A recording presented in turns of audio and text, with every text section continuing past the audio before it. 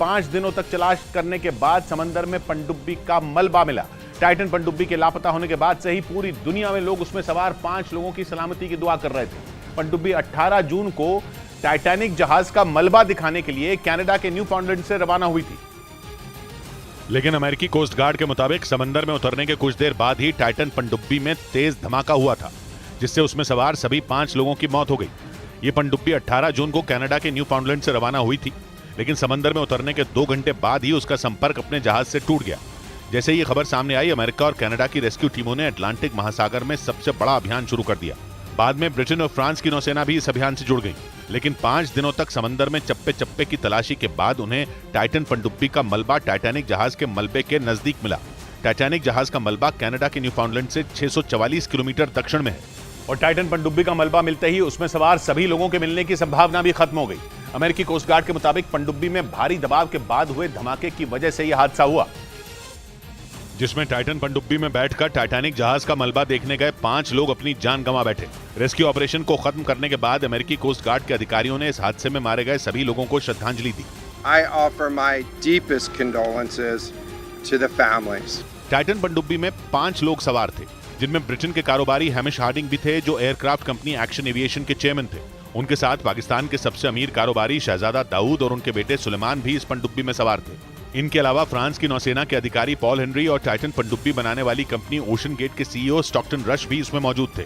उधर अमेरिकी coast guard का दावा है कि अटलांटिक महासागर में टाइटन पनडुब्बी का मलबा ढूंढने में रिमोट से चलने वाली मशीन ओडिसियस 6K ने बड़ी भूमिका निभाई। दावा है कि इस पनडुब्बी की तलाश में अटलांटिक महासागर का हजारों किलोमीटर का इलाका छान मारा गया और इसके लिए दुनिया भर से कई जहाजों को भी लगाया गया। लेकिन 5 दिनों तक चले इस तलाशी अभियान के बाद टाइटन पनडुब्बी के मलबे को ढूंढने में रिमोट से चलने वाली ओडिसियस 6K मशीन की सबसे बड़ी भूमिका रही। अमेरिकी कोस्ट गार्ड के मुताबिक इस मशीन को अमेरिका की एक कंपनी ने बनाया है, जो समंदर की सतह तक जाने में सक्षम है, और इसी मशीन ने 22 फीट लंबी टाइटन पनडुब्बी की तलाश में टाइटैनिक जहाज के आसपास के पूरे इलाके को छान मारा।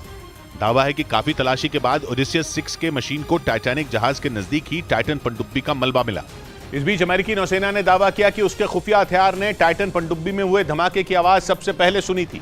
अमेरिकी नौसेना के मुताबिक उसने कई दिन पहले ही यह आवाज उसी जगह सुनी जहां अंतिम बार टाइटन पनडुब्बी ने अपने जहाज से संपर्क किया था।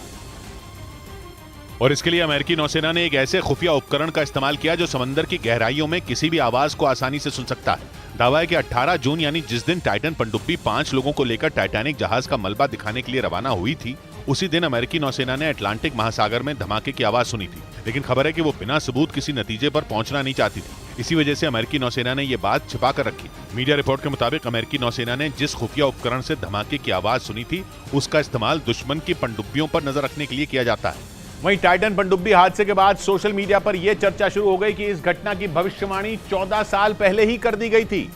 अटलांटिक महासागर में 18 जून को रवाना हुई टाइटन पनडुब्बी में धमाका होने से उसमें सवार 5 लोगों की मौत हो गई और ये सभी लोग टाइटैनिक जहाज का मलबा देखने गए थे। इस बीच टाइटन पनडुब्बी हादसे पर ये अटकलें भी शुरू हो गईं कि 2009 में ही इस घटना की भविष्यवाणी भी कर दी गई थी। अमेरिकी मीडिया रिपोर्ट के मुताबिक 14 साल पहले अमेरिकी animated TV series the Simpsons में इसी तरह के हादसे को दिखाया गया था। उस शो में भी एक पनडुब्बी समंदर में फंस गई थी और फिर तेज धमाके के साथ वो तबाह हो गई थी।